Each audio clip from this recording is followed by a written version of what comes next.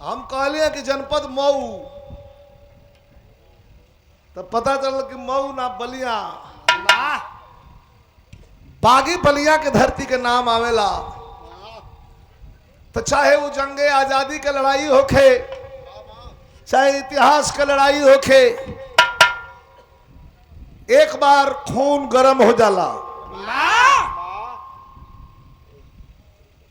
एक वीर गाथा, शौर्य गाथा जंगे आजादी की सुनाता हूं। और मेरे विरहा में एक प्रश्न है कि बता देना कौन ऐसा क्रांतिकारी था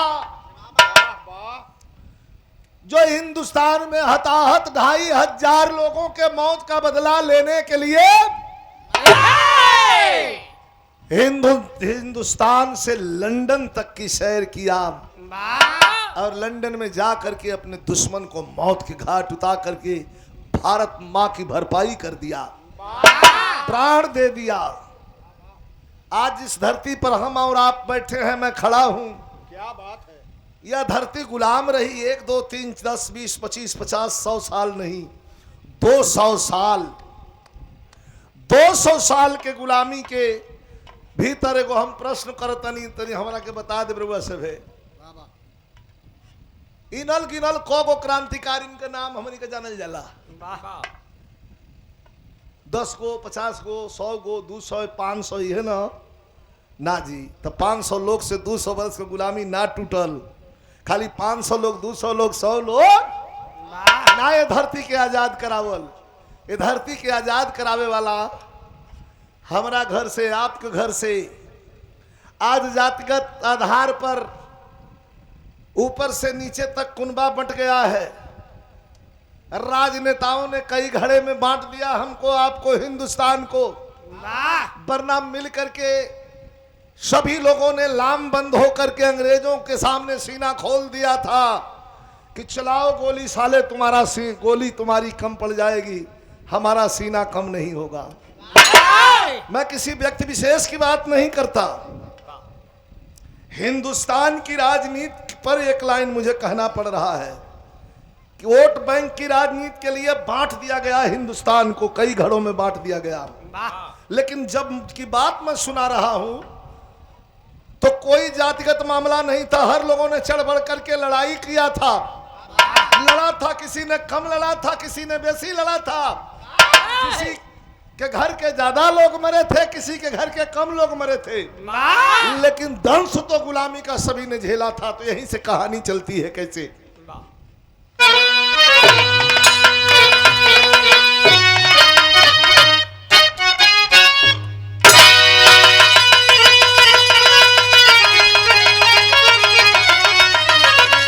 फिल्म चलेगी,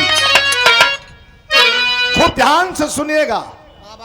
हम जानते हैं सभी लोग बिरहा सुनने वाले नहीं है, नहीं सुन पाते हैं दूर जाके। इस गाना को सुनिएगा, कितनी बढ़िया रचना लिखा, कितना बढ़िया है लेखक ने। और फिल्म, जैसे फिल्म में कहीं कहीं फाइट के बाद कहीं कहीं रोमांटिक सीन आ जाती है, वैसे फिल्म जैसे इस बिरहा को ढाला गया है। वीर रस से शुरुआत हुई कैसे, इसीलिए कहो बैठा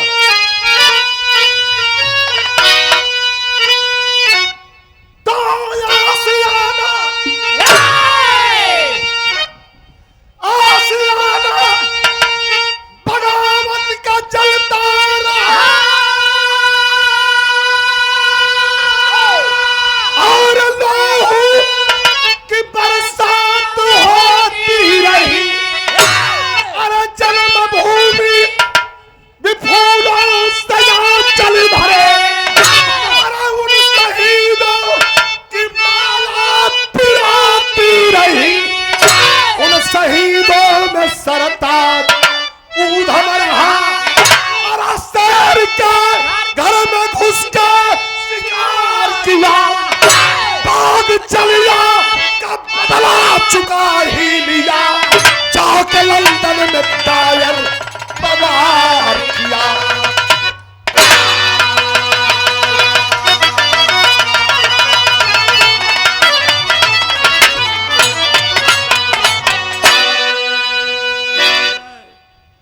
बाग जलिया का बदला चुका ही लिया। जलियांवाला बाग को कौन नहीं जानता। वहीं से कहानी चलती है। मरने वालों की लाइन लगी थी, मोला से सब डेरा ला, हम हूं आपो सब केहू डेरा ला। लेकिन वो जमाना मरने वालों की लाइन लगी थी। 18 साल, 16 साल, 20 साल, 22 साल के बच्चों ने हाथ में तिरंगा झंडा लेकर के जय हिंद बोल करके आगे बढ़े थे। चला दो गोली सालों, हमें मरने का खौफ नहीं, हम बेखौफ हैं। लेकिन कभी कहते हैं क्या,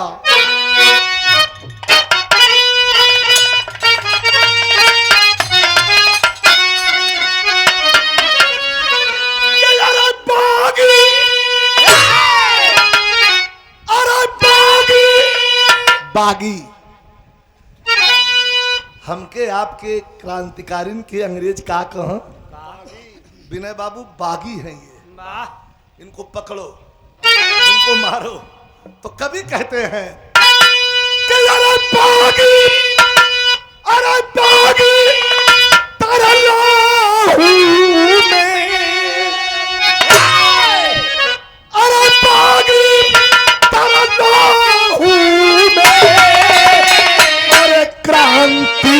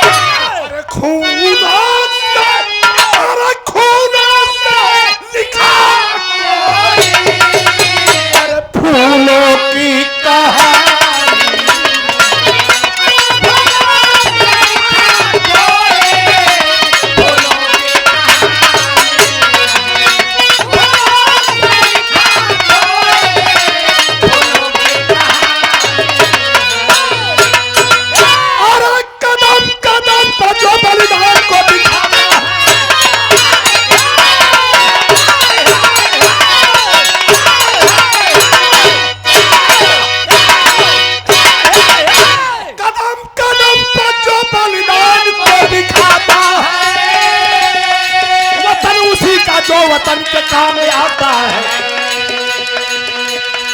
गद्दारों की भी कमी नहीं रही। बड़ी बड़ी बात करने वालों, आजादी का इतिहास पढ़ा जाए तो चेहरे पर मायूसी के अलावा तुम्हें कुछ नहीं मिलेगा। अपनी अपनी सल्तनत योगी राज भाई, अपनी अपनी राज, अपना कुनबा बचाने के लिए कहीं अंग्रेजों से संधि, कहीं मुगलों से संधि किसने किया? कभी कहते हैं कहानी की शुरुआत हुई, जरा गौर करेंगे। मैं सीधा सीधा आपको ले चलता हूं। कैसे? कदम कदम पर जो बलिदान को दिखाता है, वतन उसी का जो वतन के काम आता है। सन 1919 में बैसाखी मेला था। कहानी चल पड़ी है, गौर करिएगा। सन 1919 का बैसाखी मेला, सन 1919 में बैसाखी मेला था। बाग जलियान में भारी हुआ झमेला था। निहत्थे लोगों पे टायर गोली चलवाया था, निहत्थे लोगों पे टायर गोली चलवाया था। खून से अमृतसर के धरती को नहलाया था, खून से अमृतसर के धरती को 7 वर्ष का वो उधम सिंह दुलारा था। जैसा ही बबुआ आइल है कार्तिक यादव, यही तरह तनी बड़ी यार 7 वर्ष का उम्र रहे उधम सिंह का। अपना बाबूजी करतार सिंह के संगे मेला देखे खातिर जलियांवाला बाग में आइल बड़न। कहानी बिरहा का मेन मूल बात कहानी बा, कहानी से दिमाग में हटाई, बड़ा आनंद मिली। 7 वर्ष का वो उधम सिंह दुलारा था। बाग में गोली खाते बाग को निहारा था। खून न खाया कसम पीठ ना दिखाऊंगा, खून न खाया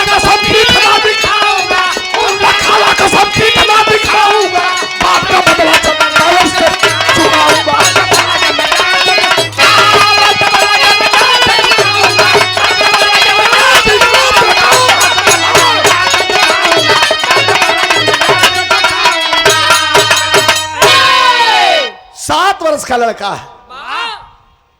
बिरहा खाली सुनब मत, जैसे हम गा रहल बानी पोजीशन के तनी सा अपना दिल दिमाग में रखब, समझी वो जगह पर भाव पर चली।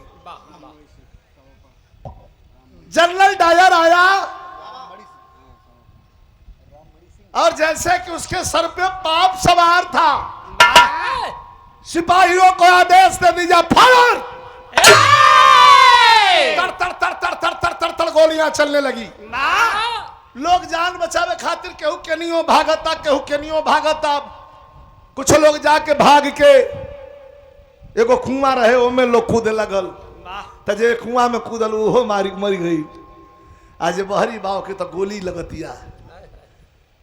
करतार सिंह है करतार सिंह अपना बेटा उधम सिंह का अंगुली अपन धरौले बाड़न, जान गए कि गोली चले लागल। तो देखिए वो बाप का क्या कर्तव्य है, लड़कवा के घींच के अपना पीछवा कर ली आ कहला कि पुत्र अगल बगल मत होना, यहीं रहना, आगे गोली चल रही है। पहाड़ जैसी छाती तान करके और उधम सिंह के पिता करतार सिंह सामने खड़े हो गए। 1 2 3 नहीं 7 गोलियां लगी। 7 गोली लगी। 7 गोली लगने के बाद धरती पर गिरे। आ गिरा लगला तो अपना लसिया के नीचे गिरा लगला, तो अपना लसिया के नीचे अपना लइकवा के दबा लिहलन। एगो बाप का कर्तव्य देखी, लाश के नीचे अपना लड़का उधम सिंह के दबा लिहलन, कहीं हमारा लड़कवा के घाव न लग जाओ, गोली न लग जाओ। खून खराबा खेल करके जनरल डायर जब वहां से निकला चला गया, तो धीरे धीरे धीरे धीरे लाश के नीचे से वह बालक बाहर निकला। खून से डूबा हुआ जलियांवाला बाग देख करके आंखों में आंसू है। घर पे आया, चुप साइलेंट हो गया। 7 बरस का बेटा, इतना शौक लगा कि उधम सिंह बिल्कुल साइलेंट हो गया। स्कूल गया, पढ़ने लिखने लगा, इंटरमीडिएट की परीक्षा पास किया। अब उसके मन में एक जागृति पैदा हुई कि जनरल डायर को मारूंगा, जिसने 2500 लोगों को जलियांवाले बाग में मारा और मेरे बाप के सीने में गोली मारा, तो मैं जरूर उसे मारूंगा। मेरे जिंदगी जीने का मकसद बस जनरल डायर की मौत। तो यहीं से भाव लिया गया। कैसे मास्टर?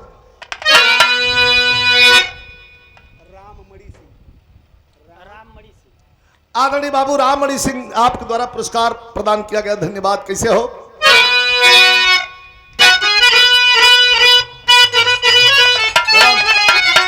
क्या खूनावा, अरे खूनावा उधम सिंह का मनावा पीरावारी पीरावारी, अरे घूमत पहुंचल बंबई सहरिया पीरावारी।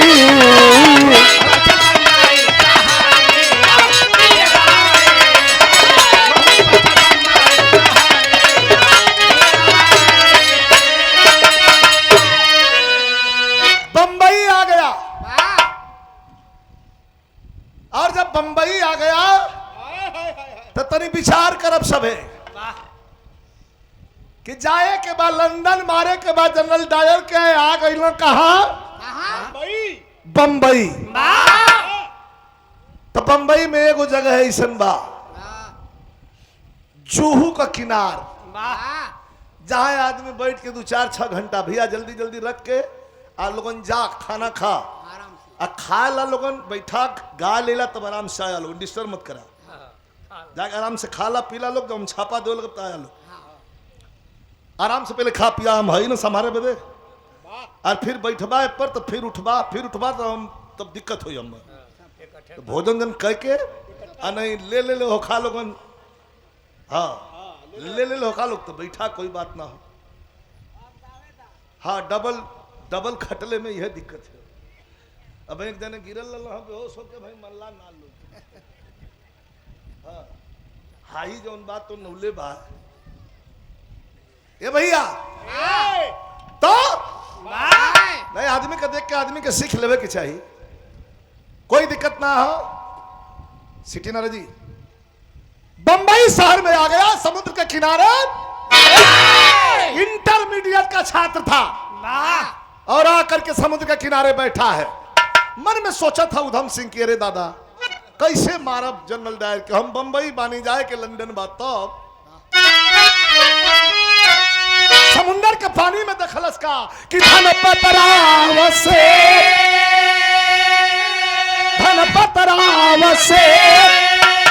करे खाए तुम्हारी,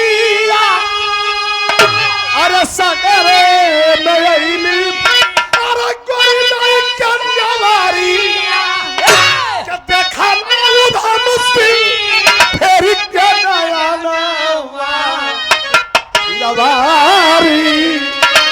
अरे सगर में मारे किला करिया। ए भैया सगरे में मारे किल करिया बतौली है कि जैसे फिल्म जैसी स्टोरी है, वीरस और रोमांटिक भी। आके वही किनार पे बैठल वाला उधम सिंह देखला कि समंदर के पानी में एक नौजवान लड़की, खूबसूरत लड़की बोट लेकर के, नैया लेकर के झिझरी खेल रहल बिया। उसको देख करके कवि कह रहे हैं कि समंदर का पानी, पानी में नैया, नैया में लड़की, या लड़की पर जवानी। तो कवि कितना बढ़िया भाव लिखत हूं।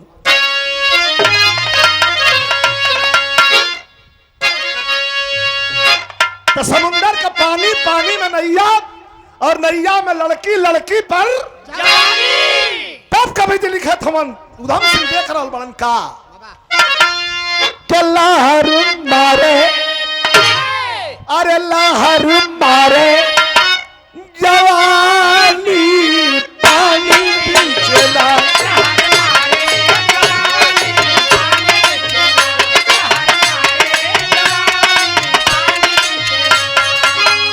लहर मारे जवानी पानी बिचे, पानी बिचे, पानी बिचेला, अरे हाँ पानी बिचेला। क्या हुआ मौसम तूफानी, पानी बिचेला।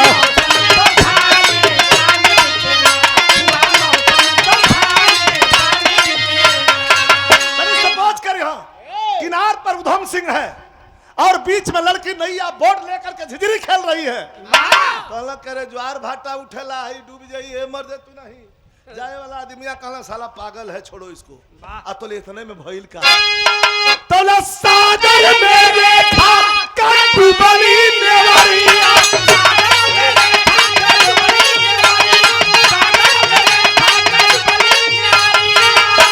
अरे सागर में देखा कटुबली नेवरिया, तोला बागी उधम सिंह का पानी नजरी।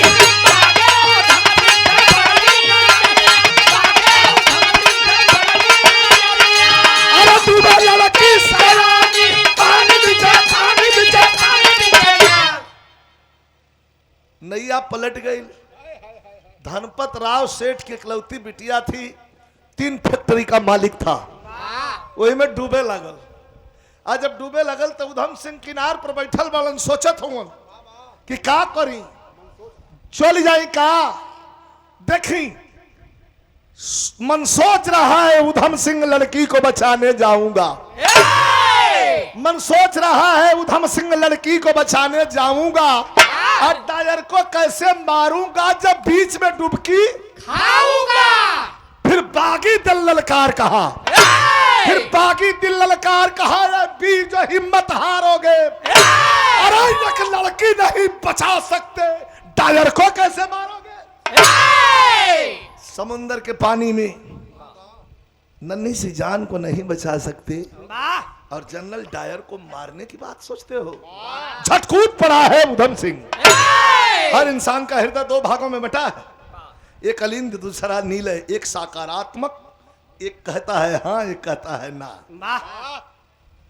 जोर दिया तो झटकूट पड़ा है उधम सिंह। अरे लड़की को पीठ चढ़ाया है, करके थपेड़ा लहरों का उधम किनार पर लाया है। पानी वानी पी के फूल गई रहली, अब डुबही वाली रहली तरह जई झोंटा धली हलस, तैरत पौड़त खींचत खाचत कैसो लिया के आ किनार पर सुता दिहलस। पानी बड़ा जोर नमाज लागेला जी, अपनहू बेहोश के वही किनार पर गिर पड़ल। तनी कवि का कल्पना देखी, एक तरफ लड़की गिरी है, दूसरे तरफ उधम सिंह गिरा है बेहोश। आए जाए वाला लोग आवे जाता का मतलब बा अतौले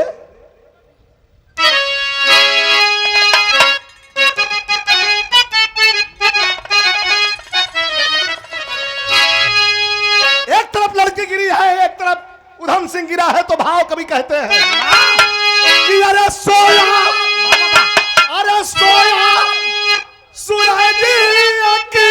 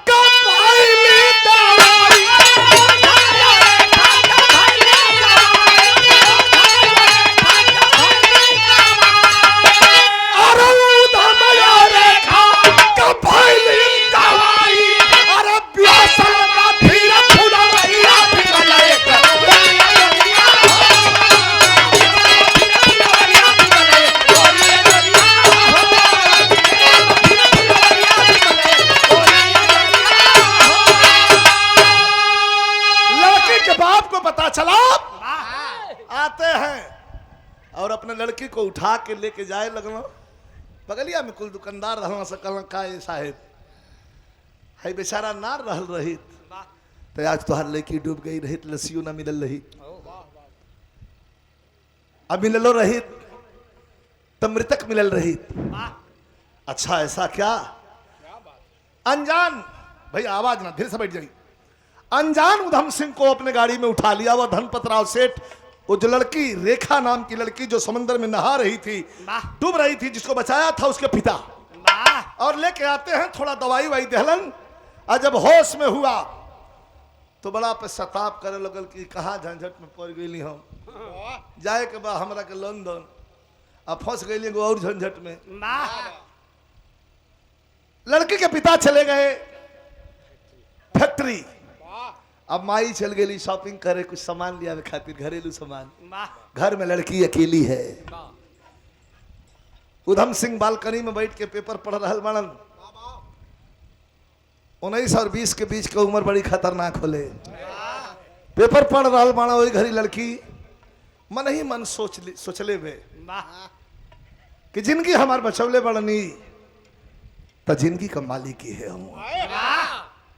अब जिंदगी नहीं का तलबगार है, इन्हीं खातिर जिया भाई, नहीं खातिर मुँह।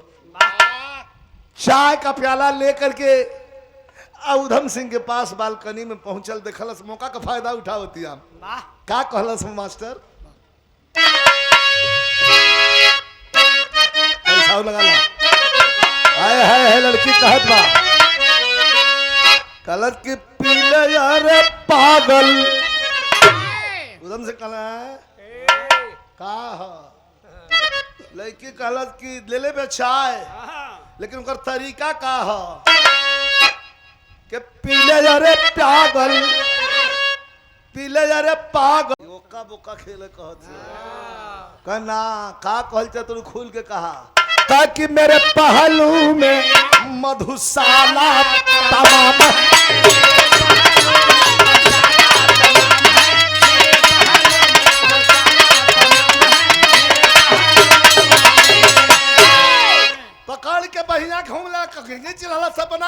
कि बिना प्यार का, बिना प्यार का अरे कोई जीवन नहीं है, प्यार भरी जिंदगी का दुनिया में नाम है। जाम है जाम, जवानी का जाम है। पूरी बात ना करा, सुधम सिंह उठ के खड़ा हो गया कुर्सी से। 20 साल का पट्टा पंजाबी का है लड़की कि जाम जबरी पिलाना बुरा है।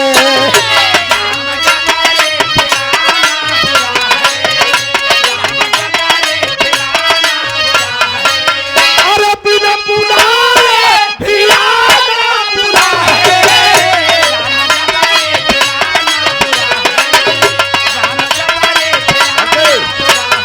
अरे बिना बुलाए पिलाना बुरा है। जाम पिलाने की बात कर रही है लड़की, मैं जाम पीने वाला नहीं हूं। कैसे कह रहा हूं धम सिंह कि जाम कि जाम अरे पिला जाओ पागल जो कि खून का प्यासा हुआ है। कि तीरा हरदम, अरे तीरा हरदम चलाना बुरा है।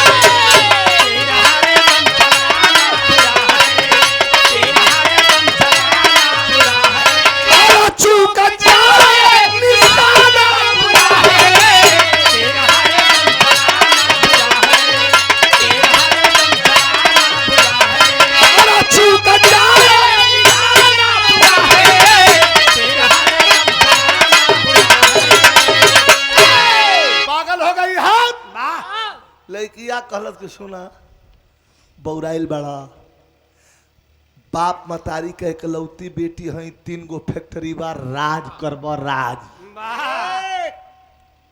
बियाह कला। उधम सिंह कहलन कि तेरी बात मेरे समझ में नहीं आई। अच्छा मेहरारून के पास सबसे बढ़िया हथियार कौन है? कुल से हार जइहा से थक जइहा तो गंगा जमुना बढ़िया आए लगी। बढ़िया बढ़िया गुप्त गोदावरी में मिल जाएगी। अच्छा अच्छा अच्छा। बारे महाराज, अरे महाराज एक दिन खा घलता चम्मच। अरे नहीं, गुप्त गोदावरी माता। अच्छा अच्छा माता। अरे वाह वाह, माता, अरे माता। तब का सुना सुना लड़की रोवे लगल। का कलश मास्टर पति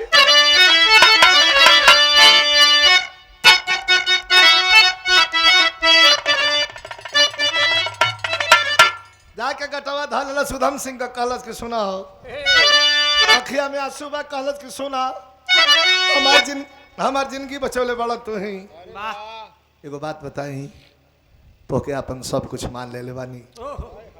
उधम सिंह कह ना हटबू होने, जाल फेंकत हम जाल में फंसब, हम चिरई कौआ है।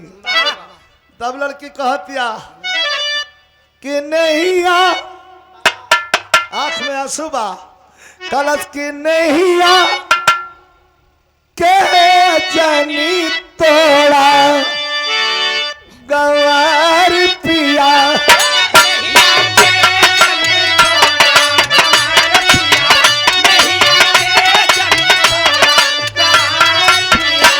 जीवन बनाला अरे करा हमसे शादी, जीवन बनाला अरे करा हमसे शादी, क्रिया दिल पर ना छोड़ा हमार पिया।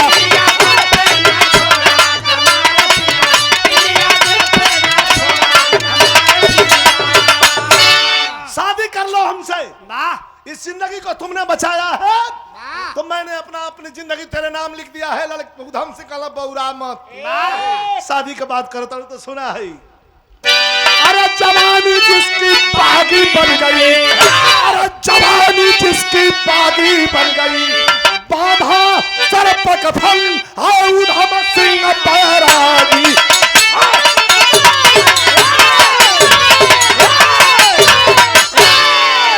अरे पागल लड़की, एक शादीशुदा आदमी से शादी की इच्छा रखती है, पाप लगेगा, पाप तुझे पाप लगेगा। वाह का गलती मत बोलिया।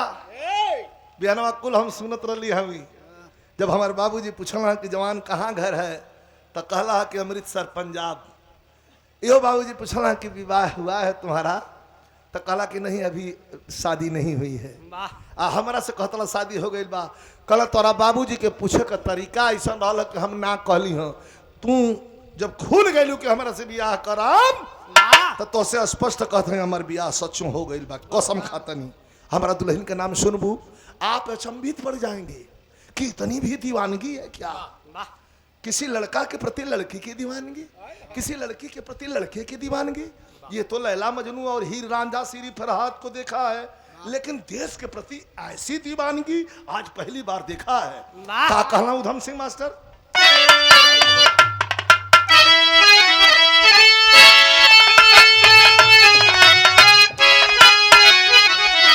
कि अरे टपक के बोला, अरे टपक के बोला, उधम सिंह बैरागी सुंदर फांसी से आई गईली रेखा हमारी शादी।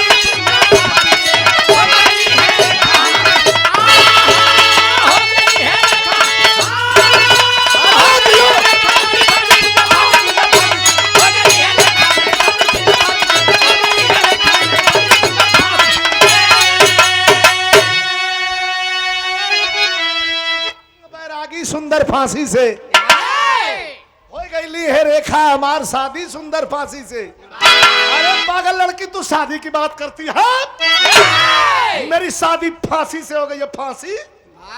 ए भाई उर्मिला परमिला पूनम तमाम तमाम नाम बा, गीता सीता अनीता ये कुल तमाम नाम बा, लेकिन फांसी नाम तो आज पहली बार सुन ली भाई। ई तोरी मेहरारू के फांसी नाम कैसे है? कहा तो कैसे हम बताओ तनी कैसे है। कहा कि जन्म सिद्ध अधिकार हमारा, जन्म सिद्ध अधिकार हमारा, लंदन हमको जाना है, पाप का बदला डालर को अब गोली मार चुकाना है। जन्म सिद्ध अधिकार हमारा, लंदन हमको जाना है। इस तालक पर गिरल करा लो।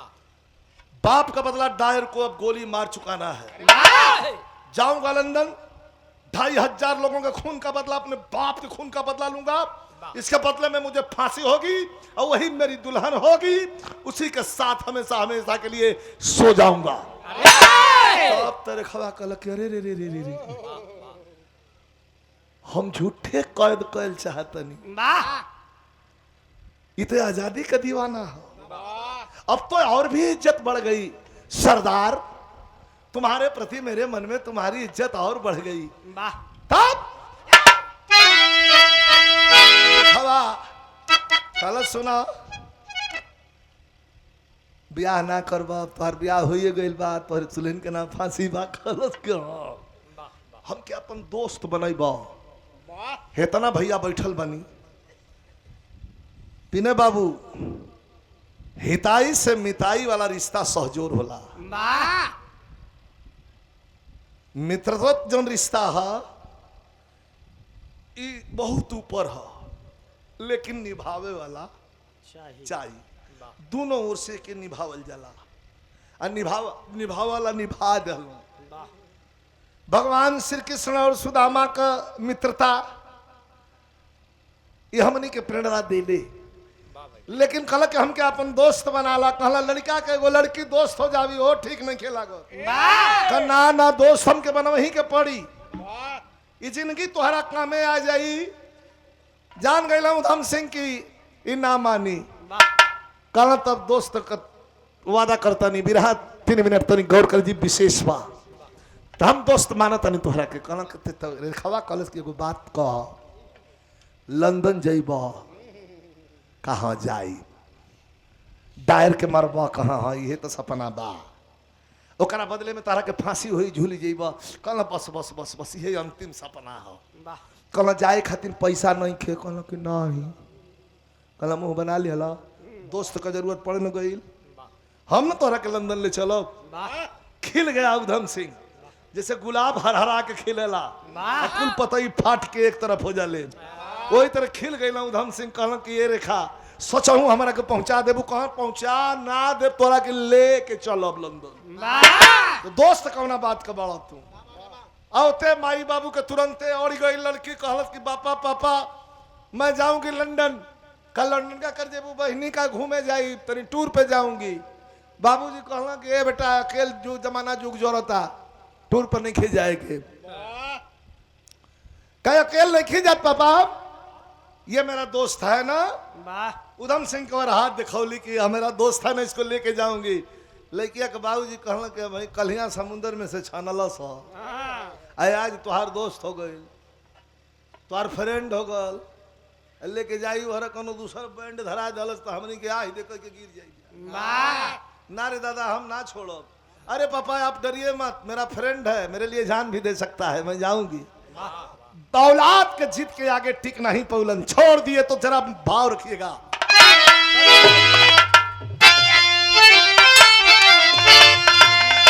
अच्छा तक चली भाई उधम सिंह छोड़ के कन्हैया।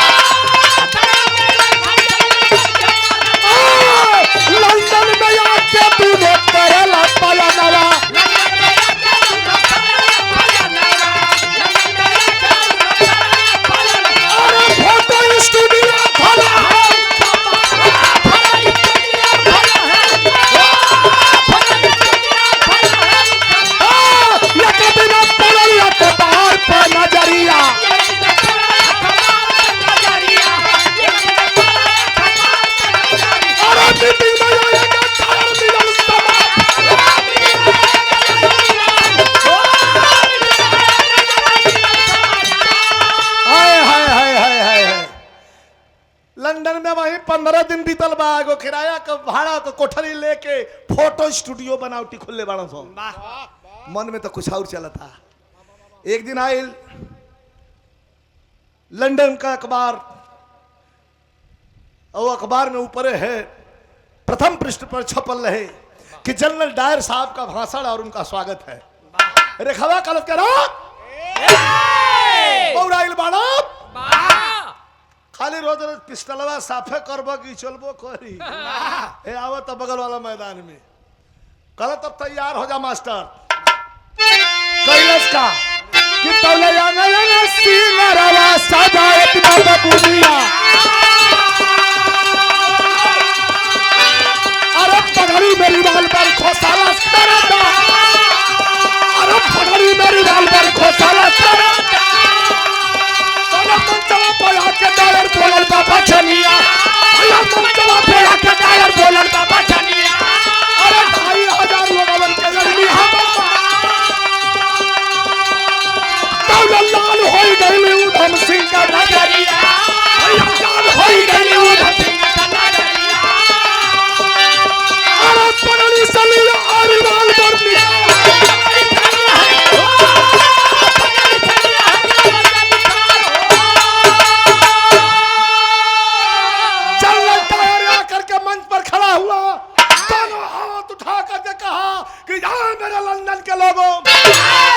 सामने वही जनरल डायर खड़ा है जो जलियांवाले बाग में 28,000 बेगुनाह लोगों के सीने में गोली हमने मार करके कुत्तों की मौत उतारा था।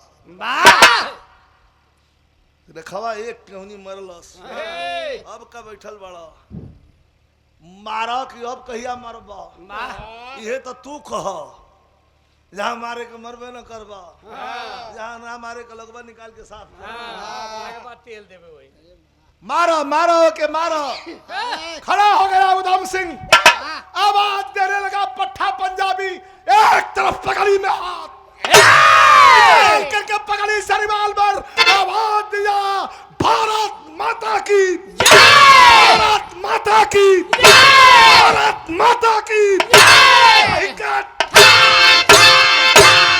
मारलस 3 गोली उठन गई पगली सीटी बज गई अंग्रेज दौड़ना सब कहला कि ला गोली चल गई साहब गिरल हूँ खाली गोड़वे हिलता देह नहीं खे हिलत खत्म दूगो सिस्टम पे है ने एगो टीका दे दल से गोली का यार तो हिले का प्रश्न ना गोड़ खाली खाली थोड़ी बेले हिलौ ना किरमन दौड़ के रिवाल्वर लेकर कुल पहुंचला सब गिरफ्तार करे खातिर वाह पट्टा पंजाबी अपनी रिवाल्वर आगे कर दिया उधम सिंह और हाथ उठा दिया कहा कि मैं अपने आप को तुम्हारे हवाले करता हूं वाह पकड़ करके ले जाया गया ब्रिटिश गवर्नमेंट के द्वारा मुकदमा चलाया गया मुकदमे की कार्रवाई जब शुरू हुई तो जज ने पूछा कि अरे जवान तुम्हारा कोई वकील है कहा कि अगर ब्रिटिश गवर्नमेंट को इतराज ना हो तो पट्टा पंजाबी अपनी वकालत खुद करेगा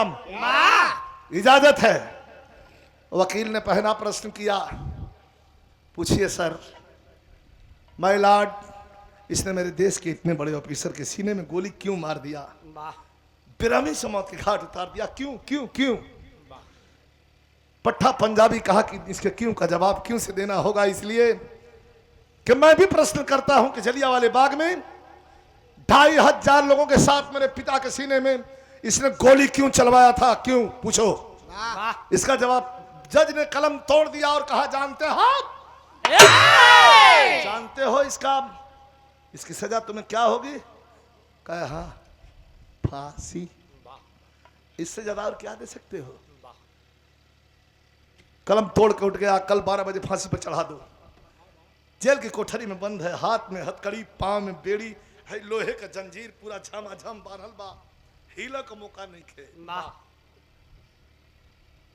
60 किलो 62 किलो 65 किलो यह वजन बा अब 50 किलो लोहा बांध दिले मानस देह में लेकिन चेहरे पर थोड़ी सी भी मायूसी नहीं है धरती को उठा करके और अपनी माँ को याद करता है कि माँ तुझे मैं तेरा कर्जा चुकाने का वक्त आ गया है माँ तो भाव है मास्टर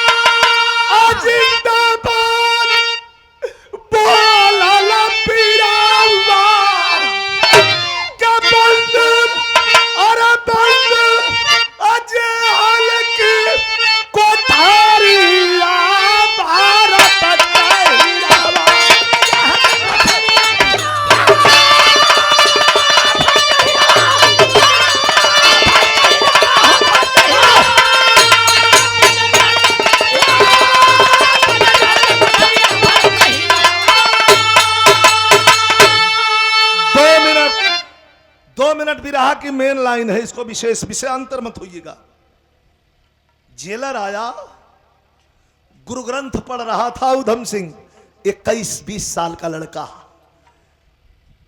गुरु ग्रंथ पढ़ रहा था आवाज दिया जेलर पट्टा पंजाबी गुरु ग्रंथ छोड़ के ऊपर नजर किया कि जी सर क्या पूछा उसके सुनी ऐसे तो हमने के सबके मर जाए की बात लेकिन अगर कह जाओ कि काल 12:15 पर फलाना तू मर जाइबा तो एक एक तिल मरी काल से 12 बजे से 15 मिनट तक वो कोई बेर मर जाई ओकर कोनो ठीक नहीं के जवान के कह गई बा कि काल 12:25 पर तुम्हें फांसी चढ़ा दिया जाएगा लेकिन जवान के चेहरे पर थोड़ी सी भी गम नहीं है जेलर पूछ रहा है क्या पूछा जेलर पूछा उधम से अंतिम इच्छा कहो दीवाना कहा कि मेरा जुदा कि राखी वस्तु भारत में पहुंचा करब रखवा से दीदारी भारत का हीरा कुछ नहीं चाहिए मेरी बॉडी यहीं जला करके मेरी चिता की राखी हिंदुस्तान भेज देना मेरा कोई दुनिया में नहीं है तो जल्दी दे के हटिए भैया जल्दी दे के हटिए एक लाइन बा दे जल्दी ला लो जल्दी मेरा कोई दुनिया में नहीं है इसने गोली मार दिया, जिसका बदला लिया हूं, और आप पूछ रहे हैं साहब कि तुम अपनी अंतिम इच्छा बताओ। वाह मेरी एक दोस्त है, इस 2 लाइन को ध्यान दीजिएगा। मेरी एक दोस्त है, रेखा नाम है, वही के मेहनत से हम यहाँ तक पहुंचली है, ये काम के अंजाम दिली हो, वाह वही के बोला था भेंट करो। रेखवा के यहाँ खबर गई, रेखवा चल दिलस, आंख में आंसू लेकर के आती है मिलने के लिए। जब गैलरी से बाहर निकाला गया खूंखार शेर को, जिसने हत्या किया था 1 हफ्ता पहले, जनरल डायर का बदला लिया था मार करके, आज जब निकलल है गैलरी से बाहर, तो 50 किलो का जंजीर बांधल बा, जैसे जना था कि साला दुल्हा कोहबर में जाम जाम करत जात हो। वाह आया के रेखा के आगे खड़ा भइल, हंसते कहलस कि क्या रेखा, कैसे तुम्हें धन्यवाद दूं। अरे कम वक्त एक ही तो दिल है, इसको भी तुमने ऐसा डाका डाल के लूट लिया है कि जी करता है कि अगर कई दिल होता तो कई दिल तुझ पर वार कर देता, वाह निसार कर देता। रेखवा कहला कि तो हमरो कुछ सुनबा, कहला कि का सुनेबू, 12:25 पर काल फांसी पर झूल जाई। का ठीक बा झूल जाइए, तो झूल जाए, तो वही खातिर इतना स्ट्रगल के लिए बड़ा इल बड़ा। तो एगो हमरो चीज मांग बा, एगो दे देबा, कहे का तोहर दुल्हन फांसी बा कहा, तो यही फांसी अपना दुल्हन का हमरा के सौत बना दा। कहला मतलब भाई सिंदूर लेके आइल बनी, हमारी मांग में भर के तो दुनिया से जइहा। वाह पीछे हट गया, अरे तू पागल हो गई है, जानती है कि कल मैं फांसी पर लटका दिया जाऊंगा, और पहाड़ जैसी जिंदगी तेरी सामने खड़ी है, आज ही तेरी मांग भरूंगा, कल तू बेवा हो जाएगी, विधवा हो जाएगी। पागल मत बन, कोनो शानदार जानदार बढ़िया आदमी के देख के शादी कैली है, लेकिन का कहला से रेखवा, इहो एगो देशभक्ति का मिसाल हो। कल के का कहला कि कोनो बढ़िया आदमी देख के शादी कैले, अच्छा कवनी के लीलार पर बढ़िया लिखल तनी बताइबा। कहला रे क्या पागलपना कर रही है रे पागल, कह सुना, कोनो कायर कपूत आ भणुआ क मेहरारू बनला से नीक हो कि तोहरा मतिन शहीद का विधवा बन के अपन जिंदगी जी ले। सिंदूर देबा कि ना देबा, आंखों में आंसू आ गया, रोने लगा उधम सिंह। रो करके कहा कि रेखा कभी जिंदगी में रोया नहीं था, मेरी मां मर गई नहीं रोया, मेरे पिता के सीने में इस हरामजादे ने गोली मार दिया मैं नहीं रोया, चुपचाप मूक दर्शक बन के देखता रहा, लेकिन आज तेरे पागल प्रेम ने इस पागल को पागल बना दिया है रे।